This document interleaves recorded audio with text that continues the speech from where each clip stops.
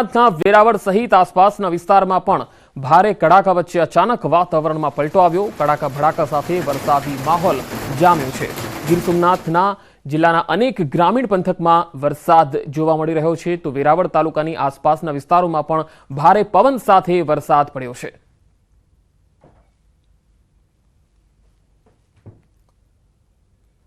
વડોદરા પદાધિકારીની સલાહથી નાગરિકો ગંભીર થઈ ગયા। એક તબીબે તો પૂર પહેલા જ સુરક્ષાના સાધનો વસાવવાનું શરૂ કરી દીધું। અકોટા વિસ્તારમાં આવેલી ખાનગી હોસ્પિટલના તબીબે ફાઇબર બોટ વસાવી છે। સુરક્ષા માટે હોસ્પિટલની બહાર બોટ ડિસ્પ્લેમાં મૂકવામાં આવી છે। ત્યારે તબીબ કહી રહ્યા છે કે દર્દીઓની સુરક્ષા માટે આ બોટની વ્યવસ્થા કરાઈ છે। મહત્વનું છે કે પૂરમાં હોસ્પિટલમાં દાખલ દર્દી અને સ્ટાફના 30 થી વધુ લોકો ફસાયા હતા, જેથી હોસ્પિટલ દ્વારા જ બોટની વ્યવસ્થા કરી દેવામાં આવી। પૂર ઉતર્યું એના બીજા જ દિવસે અમને કાયાક આપી હતી અને કાયાક અમે નોર્મલી બેઝમેન્ટમાં રાખીએ છીએ, પણ પાણી બેઝમેન્ટમાં ભરાઈ જતા મારે કાયાક બહાર રાખવી પડી હતી, એટલે કોઈ જગ્યા નહોતી એટલે બહાર અમે મૂકી છે। બાકી અમારું આશય ખાલી દર્દીઓને મદદ કરવા રૂપી છે, બીજો કોઈ આશય નથી અને અમારે કોઈની સાથે કોઈ બીજી ફ્રિક્શન કે ડિસ્કમ્ફર્ટ અમારે નથી। અમે તો ખાલી પેશન્ટની સેફટી ખાતર મારા મિત્રએ કાયાક આપી એટલે મેં રાખી છે। વડોદરા શહેરમાં સર્જાયેલી પૂરની પરિસ્થિતિએ વડોદરાવાસીઓને ઘણું બધું શીખ્યું છે। એમાં પાછા સ્થાયી સમિતિના અધ્યક્ષ ડૉક્ટર શીતલ મિસ્ત્રીએ નાગરિકોને પૂર સામે લડવા માટે પોતાના સોસાયટીમાં ઘરમાં બોટ, ટ્યુબ અને દોરડા વસાવી દેવાની સુફિયાની સલાહ આપી છે। ત્યારે તેની જે સીધી અસર છે તે વડોદરાવાસીઓના મન મગજ પર થઈ હોય તેમ લાગી રહ્યું છે। આ દ્રશ્યો તમે જે જોઈ રહ્યા છો તે વડોદરા શહેરના અકોટા વિસ્તારમાં આવેલી ખાનગી હોસ્પિટલના દ્રશ્યો છે અને આ બોટ જે છે તે જોઈ શકાય છે। આશ્ચર્ય પામવાની વાત નથી, કારણ કે હવે લોકો સમજી ગયા છે કે વડોદરા કોર્પોરેશન વડોદરાવાસીઓને ચોક્કસથી ડૂબાડશે। ત્યારે લોકોએ પોતે હવે સ્વનિર્ભર થવું પડશે અને પોતે જ પોતાની સુરક્ષા કરવી પડશે। તેનો જીવતો જાગતો દાખલો જે છે આ કહી શકાય। તો આ બોટ જ્યારે અત્યારે અહીંયા મૂકવામાં આવી છે ત્યારે ભવિષ્યમાં ફરી એક વખત પૂરની પરિસ્થિતિ સર્જાય ત્યારે તંત્ર પર ભરોસો કરવાને બદલે લોકો પોતે જ પોતાનું રક્ષણ કરે, તેના માટે જ આ બોટ જે છે અહીંયા મૂકવામાં આવી છે। એટલે વડોદરાવાસીઓની વાત કરીએ તો તમામ લોકોના મન મગજ પર જે ડૉક્ટર શીતલ મિસ્ત્રીનું નિવેદન હતું તેના ઘેરા પ્રત્યાઘાત પડ્યા છે। ત્યારે હવે વડોદરાવાસીઓ તંત્ર પર ભરોસો રાખવાને બદલે પોતે જ સ્વનિર્ભર થયા હોય તેમ લાગી રહ્યું છે। હાર્દિક દીક્ષિત, ન્યૂઝ 18 ગુજરાતી, વડોદરા। વડોદરામાં પૂરની સ્થિતિ બાદ ભારે નુકસાન સહન કરવાનો વારો આવ્યો છે। ત્યારે શહેરની 40% કાર પૂરના પાણીમાં ગરકાવ થઈ હતી। 10,000 જેટલી ગાડીઓ રિપેરિંગમાં લવાઈ છે। ડીલરોને કાર મૂકવા માટે પ્લોટ ભાડે રાખવાની ફરજ પડી। એક ડીલરો પાસે 400 થી વધુ કાર આવી। ડીલરોને ત્યાં કારના સ્પેર પાર્ટ ખૂટી પડ્યા। 10,000 જેટલી ગાડીઓના રિપેરિંગમાં દિવાળી સુધી સમય લાગશે। કારનું રિપેરિંગની કોસ્ટ ઓછામાં ઓછી 50,000 જેટલી થઈ રહી છે। કારના નુકસાનને સિગ્રિકેશન કરીને તેની સર્વિસ કરવામાં આવી રહી છે। અનેક કારના પાર્ટ્સ ઉપલબ્ધ નહીં હોવાથી બહારથી મંગાવવાની ફરજ પડી। તો બીજી તરફ આરટીઓ અધિકારી કહી રહ્યા છે કે કાર ડીલરો વીમા કંપનીઓ સાથે બેઠક કરી કાર માલિકોને તકલીફ ન પડે તેની તકેદારી રાખવાની સૂચના આપી છે। જલ્દી કાર રિપેર થાય, જલ્દી વીમા મંજૂર થાય તે અંગે ટકોર કરવામાં આવી। લગભગ 7-8 હજાર ગાડીઓ તેઓના ઇન્ક્વાયરી માટે કોલ આવેલા છે અને જુદી જુદી પાણીના પૂરના કારણે નુકસાન થયેલ છે તેમ જણાવેલ છે। જે બી વાહનોને નુકસાન થયું છે તે હાલ એ લોકોએ પાર્ટી પ્લોટ કે એવું કંઈ પણ વ્યવસ્થા કરીને હાલ સર્વે કરાવવા માટે ગાડીઓ ત્યાં રાખેલ છે। એટલે અમે એમને એવી સૂચના આપી છે કે જેવું પણ સર્વે થઈ જાય 3 દિવસમાં સર્વેયરોને પણ સૂચના આપવામાં આવી છે તંત્ર દ્વારા। તો સર્વે થયા બાદ તરત જ ઝડપથી ગાડી સર્વિસ કરી અને જે બી પાર્ટ્સ છે એનો નિકાલ કરી તાત્કાલિક સર્વિસ કરવામાં આવે। વડોદરા શહેરમાં પૂરની પરિસ્થિતિ સર્જાઈ હતી ત્યારે ખૂબ જ મોટા પ્રમાણમાં 2 વ્હીલર અને 4 વ્હીલર જે છે તેને નુકસાન થયું હતું। મોટાભાગના વાહનો જે છે તે પાણીમાં ગરકાવ થઈ ગયા હતા। ત્યારે જે 4 વ્હીલર ચાલકો છે એટલે કે કારના માલિકો છે તેમની સ્થિતિ આજે પણ કથળેલી જોવા મળી રહી છે, કારણ કે જે રિપેરિંગ માટે કાર આપવામાં આવે છે એ કાર જે છે તેને રિપેરિંગ થવામાં ઘણો લાંબો સમય લાગી શકે તેવા પ્રકારની પરિસ્થિતિ જે છે તેનું નિર્માણ થયું છે। વડોદરા શહેરની વાત કરીએ તો લગભગ 40% જેટલી કાર જે છે તે પૂરના પાણીમાં ગરકાવ થઈ ગઈ હતી અને 10,000 જેટલી જે કાર છે તેના રિપેરિંગમાં હજી દિવાળી સુધી જેટલો સમય જે છે તે લાગી શકે તેવી શક્યતાઓ જે છે તે સેવાઈ રહી છે। અહીંયા બીજી મહત્વની વાત એ છે કે કાર માલિક જ્યારે કાર રિપેરિંગ માટે આપે છે ત્યારે તેમાં ઓછામાં ઓછો 50,000 રૂપિયા જેટલો ખર્ચો જે છે તે થાય છે। એટલે કે કાર માલિકોએ જે ખિસ્સું હલકું કરવાનો વારો જે છે તે આવી શકે છે। બીજી વાત કરીએ તો આટલા મોટા પ્રમાણમાં જ્યારે 4 વ્હીલર કાર જે છે તે પૂરના પાણીથી પ્રભાવિત થઈ હતી, ખરાબ થઈ ગઈ હતી, ત્યારે જે ડીલરો છે તેમની પાસે આ રિપેરિંગમાં આવેલી કાર જે છે તે મૂકવા માટેની જગ્યા નથી, જેના કારણે ડીલરો છે તે ખાનગી પાર્ટી પ્લોટ છે તે ભાડે લેવા માટે મજબૂર બન્યા છે। બીજી વાત કરીએ તો જ્યારે આટલી મોટી સંખ્યામાં કાર જે છે તે રિપેરિંગમાં આવતી હોય ત્યારે જે સ્પેર પાર્ટ છે તેની પણ ડિમાન્ડ ખૂબ વધી ગઈ છે।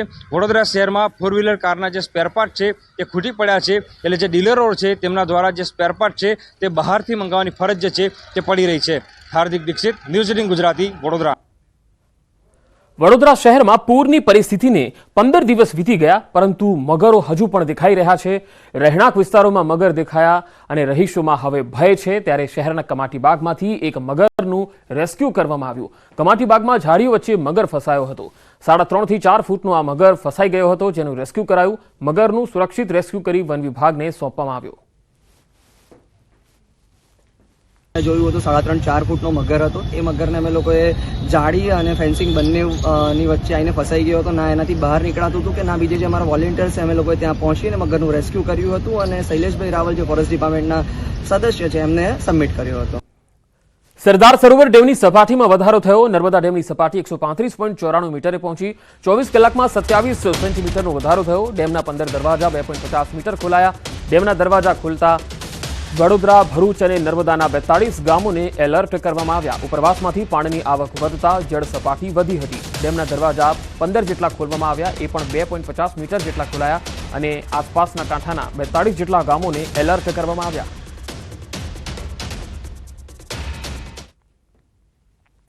તો સરદાર સરોવર ડેમની સપાટીમાં વધારો થયો છે। 135.94 મીટરે પહોંચી છે ડેમની સપાટી, જેથી 15 દરવાજા 2.50 મીટર જેટલા ખોલાયા છે। 42 ગામોને એલર્ટ કરવામાં આવ્યા છે, જેમાં નર્મદા, ભરૂચના ગામોનો સમાવેશ થાય છે।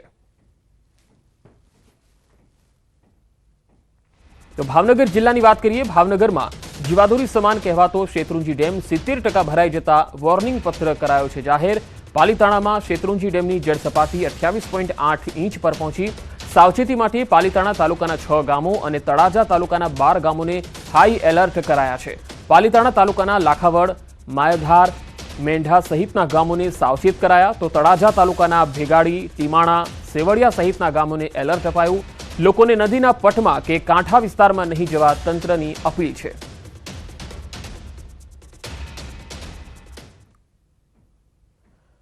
દાહોદ હાઈવે પર ખાડાને કારણે અકસ્માત થયો। દાહોદથી રાજસ્થાન હાઈવે પર અકસ્માત થયો, જેમાં બાઇક પર રહેલા વૃદ્ધાને ગંભીર ઈજા પહોંચી છે। આ ખાડાના કારણે બાઇક સવારે કાબુ ગુમાવ્યો। ઈજાગ્રસ્તને સારવાર માટે હોસ્પિટલમાં લઈ જવામાં આવ્યા।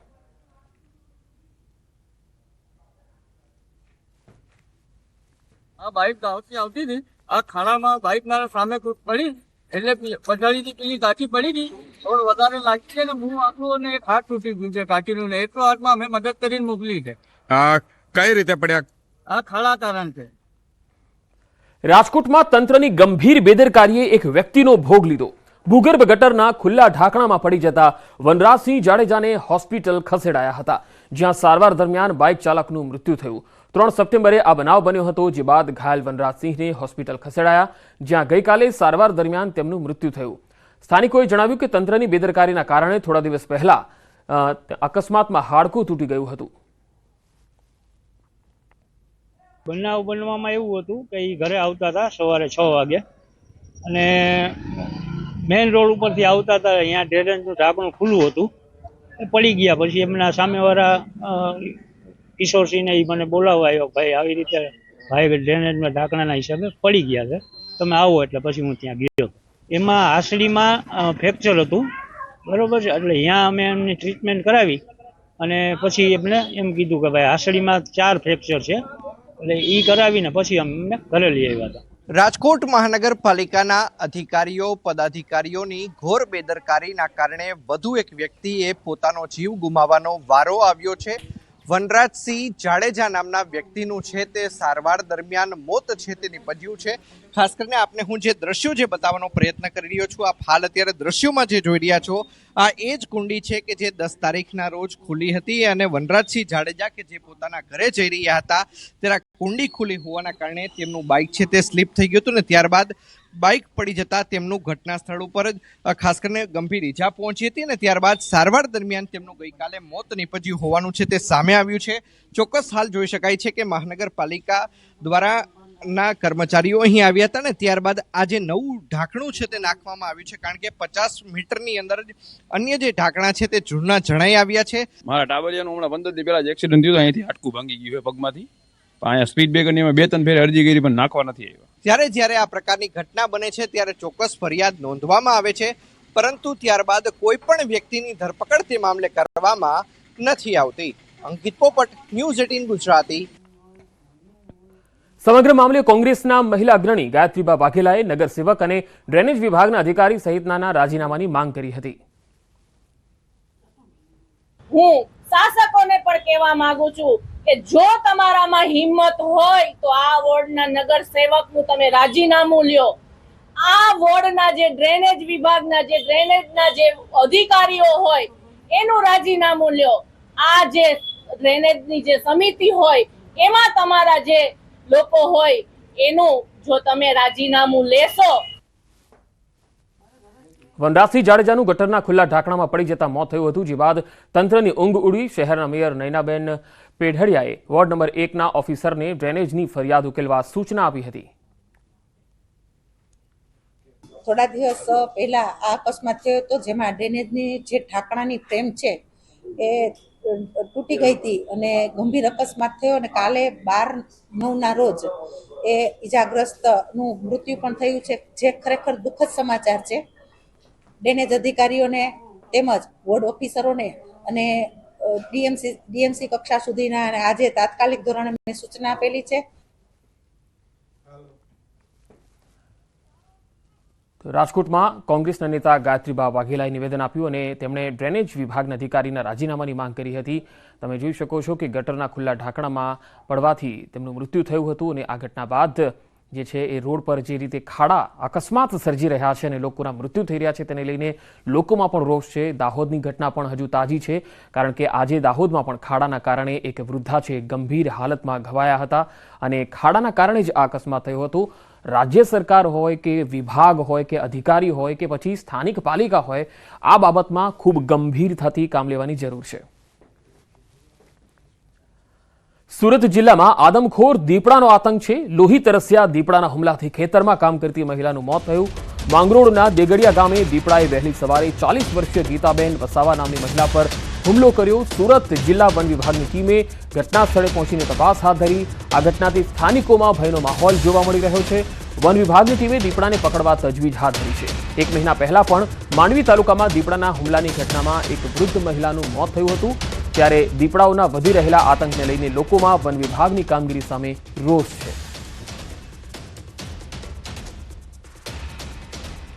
અમદાવાદની યુવતીને પ્રેમ જાળમાં ફસાવીને દુષ્કર્મ આચરનાર નકલી આર્મી જવાનની ધરપકડ કરાઈ છે. યુવતીઓને લવ જેહાદમાં ફસાવીને દુષ્કર્મ આચર્યું હતું. હર્ષિત ચૌધરી નામથી મુસ્લિમ યુવકે યુવતીને ટાર્ગેટ કરી હતી. આર્મી જવાન બનીને મોહમ્મદ જહેબાજ ખાને 31 યુવતીઓને ટાર્ગેટ કરી જમાલપુરમાં રહેતા આરોપીએ ભારતની અલગ અલગ યુવતીને પ્રેમ જાળમાં ફસાવી હતી. અલીગઢની આર્મી ઓફિસરની દીકરીને પ્રેમ જાળમાં ફસાવતા સમગ્ર મામલો ખુલ્યો હતો. આરોપી વિરુદ્ધ 5થી વધુ ગુના નોંધાયા છે. અમદાવાદ રેલવે પોલીસે ગુનો નોંધી આરોપીની ધરપકડ કરી લીધી. વધુ માહિતી સાથે સંવાદદાતા નવીન ઝા જોડાયા છે. નવીન, આ જે આરોપી છે જે લવ જેહાદમાં અત્યાર સુધી 31 યુવતીઓને ફસાવી ચૂક્યો છે, કેટલા સમયથી તે આ પ્રકારે કરતો હતો? જે રીતે આરોપી છે તેને સૌથી પહેલા ચોરીના એક ગુનામાં ધરપકડ કરવામાં આવી હતી. તપાસ દરમિયાન તે પોતે આર્મીમાં હોવાનું લોકોને કહેતો હતો. જો કે તપાસ કરતા તે આર્મીમાં હાલ નથી એ પ્રકારની પુષ્ટિ પણ થઈ ચૂકી છે. જો કે પહેલા ચોરીના ગુનામાં ધરપકડ બાદ તેની પૂછપરછ દરમિયાન સામે આવ્યું છે કે તે નામ બદલીને, કેમ કે એની પાસેથી અલગ અલગ આધાર કાર્ડ મળ્યા છે જે હિન્દુ નામ ધારણ કર્યા છે, એટલે નામ બદલીને અને યુવતીઓને પણ પ્રેમજાળા ફસાવીને તેમનો ઉપયોગ કરતો હોવાની જે વાત છે તે સામે આવી રહી છે. એટલે અત્યારે તેની પૂછપરછ ચાલુ છે, કેમ કે તેને અલગ અલગ ગુનામાં ધરપકડ કરવામાં આવી છે. પહેલા ચોરીના ગુનામાં અને હવે જે છે આ પ્રકારે બ્લેકમેલ અને નકલી આધાર કાર્ડ જે બનાવ્યું છે તે તમામ ગુનાઓમાં તેની પૂછપરછ કરવામાં આવી રહી છે. અને આવતીકાલે જે રેલવે એસપી છે આની અંદર મોટો ખુલાસો કરી શકે તેમ છે. જી નવીન, આભાર માહિતી આપવા માટે.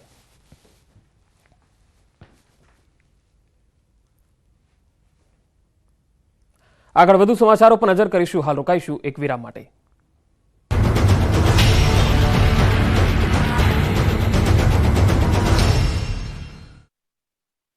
मतलब टाइम વિરત પ્રવાહ મંદિરમાં મા અંબાના દર્શન માટે પહોંચી રહ્યો છે.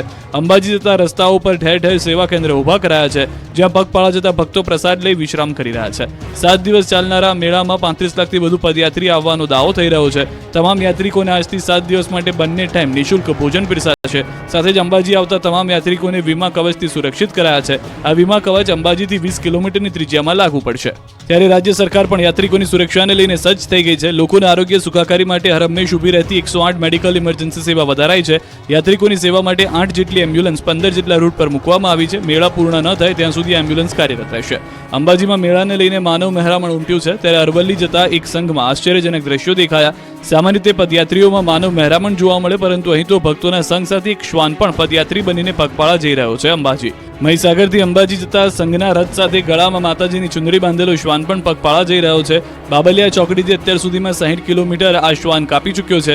જ્યાં રથ થોભે ત્યાં આ શ્વાન ઊભો રહી જાય છે. રસ્તે સંઘ સાથે જતા શ્વાનની લોકો પણ કુતૂહલતામાં જોવા મળી રહ્યા છે. મા જગદંબાની ભક્તિનો માહોલ જ એવો છે, જેમાં અબોલ પ્રાણી પણ લીન થઈ જાય છે. જગતજનની માં અંબાના ધામ અંબાજીમાં ભાદરવી પૂનમના મહામેળાનો પ્રારંભ થઈ ગયો. અંબાજી જતા માર્ગો બોલ માડી અંબે જય જય અંબેથી ગુંજવા લાગ્યા. અંબાજી દૂર છે, જાના જરૂર છે, અને નારા સાથે અંબાજી તરફ પદયાત્રીઓ રવાના થઈ રહ્યા છે. ત્યારે બનાસકાંઠામાં પદયાત્રીઓની સેવા માટે કેમ્પો ધમધમી રહ્યા છે. અંબાજી જતા પગપાળા ભક્તોને મેડિકલની તમામ સુવિધાઓ મળી રહે તે માટે બનાસ ડેરી તેમજ બનાસ મેડિકલ અને જનરલ હોસ્પિટલ પાલનપુર દ્વારા કેમ્પ શરૂ કરાયા. દાતા ખાતે બનાસ મેડિકલ સેવા કેમ્પને વિધાનસભા અધ્યક્ષ અને બનાસ ડેરીના ચેરમેન શંકર ચૌધરી દ્વારા ભક્તો માટે ખુલ્લો મુકાયો, જ્યાં આ સેવા કેમ્પમાં આરોગ્યની તમામ અદ્યતન સુવિધાઓ પગપાળા અંબાજી જતા ભક્તોને મળી રહે તે માટે મિની હોસ્પિટલ જેવી વ્યવસ્થાઓ કરાય. બીમાર પદયાત્રીઓ માટે કેશબારી, 4 ઓપીડી જેવા general OPD, medicine OPD, orthopaedic OPD તેમજ જનરલ સર્જન ઓપીડીની સુવિધા સહિત 14 તબીબ પથારી, 5 ફિઝિયોથેરાપી પથારી તેમજ ઉકાળા વિતરણ માટે આયુર્વેદિક વિભાગ બનાવાયો છે. તો પદયાત્રીઓ માટે 15 પથારી સાથે સજ્જ મલ્ટીપારા મોનિટર, ઇસીજી, પલ્સ ઓક્સિમીટર, તાપમાન ચકાસણી તેમજ હૃદયના ધબકારા બંધ પડી જાય તો ઇલેક્ટ્રિક કરંટ આપીને હૃદય ચાલુ કરવાની વ્યવસ્થા સહિત તમામ ઇન્જેક્ટેબલ દવાઓ, ઉચ્ચ એન્ટીબાયોટિક્સ, જીવન બચાવવાની કટોકટીની દવાઓ, તમામ લક્ષણોની દવાઓ, સિરપ, આંખના ટીપા, ક્રીમ વગેરે પાટો અને એન્ટિસેપ્ટિક સામગ્રી સાથે સુસજ્જ ડ્રેસિંગ રૂમ તૈયાર કરાયો છે. 12 ડોક્ટર્સ, નર્સ અને મેડિકલ સ્ટાફના 100 થી વધુ કર્મચારીઓ ખડે પગે રહી લોકોની સારવાર લઈ રહ્યા છે. મહેસાણાના ઊંઝામાં ઉમિયા માતાજી મંદિરમાં ભવ્યથી ભવ્ય ધજા મહોત્સવ ચાલી રહ્યો છે. ઉમિયા માતાજીના પ્રાગટ્યના 1868 વર્ષ નિમિત્તે ઊંઝામાં 12 થી 18 સપ્ટેમ્બર દરમિયાન ભવ્યથી ભવ્ય ધજા મહોત્સવનું આયોજન કરાયું. આ મહોત્સવને બુધવારે મુખ્યમંત્રી ભૂપેન્દ્રભાઈ પટેલના હસ્તે ખુલ્લો મુકાયો. 7 દિવસના ધજા મહોત્સવમાં ગુરુવારે સવારે 7 વાગે ઉમિયા બાગમાં ધજા પૂજન સાથે વિધિવત પ્રારંભ થયો અને દર કલાકે 168 ધજામાં ઉમિયાના મંદિરના શિખરે ચડાવવામાં આવી. દિવસ દરમિયાન 11 કલાકમાં 1848 ધજાઓ ભક્તો માના શિખરે ચડાવી ધન્યતાની લાગણી અનુભવશે. કડવા પાટીદારોના કુલદેવી ઉમિયા માતાજી સંસ્થાન ઊંઝા દ્વારા સૌપ્રથમ ભાદરવા સુદ નોમથી ભાદરવા સુદ પૂનમ સુધી ધજા મહોત્સવનું આયોજન કરાયું. મા ઉમિયાના દિવ્ય અને અલૌકિક મંદિરના શિખર ઉપર 1868 ઉમા પ્રાગટ્ય ધજા તેમજ 11,111 ધર્મ ધજા ચડાવવામાં આવશે. મહા મહોત્સવમાં ભારતના દરેક રાજ્યમાંથી તેમજ અમેરિકા, કેનેડા, બ્રિટન સહિત વિશ્વના 134 દેશોમાં વસતા કડવા પાટીદારોએ ધજાની નોંધણી કરાવી. બીજી ધજાઓ આવે એટલે તે ઉતારી લેવામાં આવશે. દિવસ દરમિયાન 11 ગ્રુપમાં 168 ધજાઓ ચડાવવામાં આવશે. પ્રથમ દિવસે જિલ્લા પોલીસ વડા પણ પોલીસ ગ્રુપ સાથે ધજા ચડાવી. મહોત્સવ દરમિયાન 15 લાખથી વધુ ભક્તો ઉમિયા માતાજીના ચરણોમાં શીશ ઝુકાવી આશીર્વાદ મેળવશે. તમામ ભક્તો માટે ભોજન પ્રસાદ સહિતની વ્યવસ્થા કરાઈ. 4000 સ્વયંસેવક 30 કમિટી ખડે પગે છે. ઉત્તર પ્રદેશના આગરમાં મેઘો ધોધમાર વરસ્યો. ભારે વરસાદના કારણે આગ્રા દિલ્હી હાઈવે પર પાણી ભરાયા. જળબંબાકારની સ્થિતિ વચ્ચે વાહન ચાલકોને થઈ હાલાકી. અનેક રસ્તાઓ પર કમરસમાં પાણી ભરાતા વાહન વ્યવહાર પ્રભાવિત. સિકંદરા વિસ્તારમાં દિલ્હી તરફ જતા વાહનોને અટકાવાયા. મધ્યપ્રદેશમાં મેઘો મુશળધાર. ગ્વાલિયરમાં ધોધમાર વરસાદ થતા પૂર જેવી સ્થિતિ સર્જાઈ. અનેક વિસ્તારોમાં જળબંબાકાર થતા જનજીવન ખોરવાયું.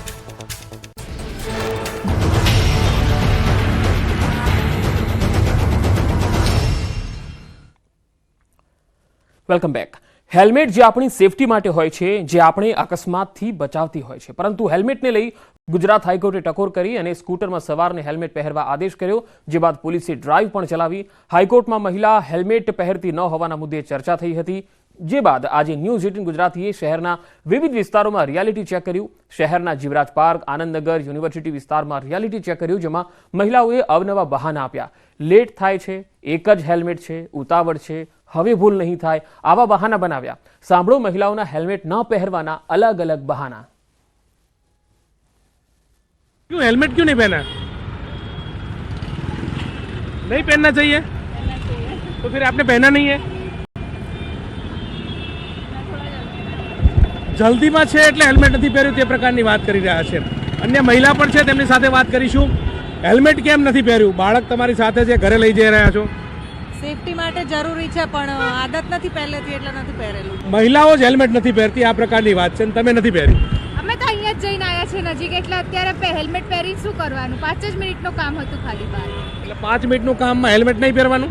અને એક જ હેલ્મેટ છે ને જવાનું 2 જણાને, જે દૂર જાય એ હેલ્મેટ લઈ જાય છે, બીજું લેવાનું છે. હમણાં જ તૂટી ગયું 2 દિવસ પહેલા જ. પણ ફટાફટ નીકળી જઈએ ને રહી જાય બીજું. બેટા તું નથી સમજાવતી મમ્મીને? મેં કીધું તું એમને પણ એ માનતા નથી, હું શું કરું?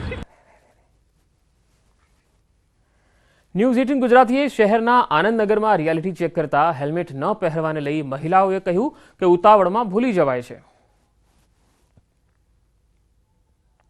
આનંદનગર 4 રસ્તા પાસે પહોંચ્યા છીએ કે જ્યાં મહિલાઓ હેલ્મેટ નથી પહેરતી તે અંગેનું રિયાલિટી ચેક કરી રહ્યા છે.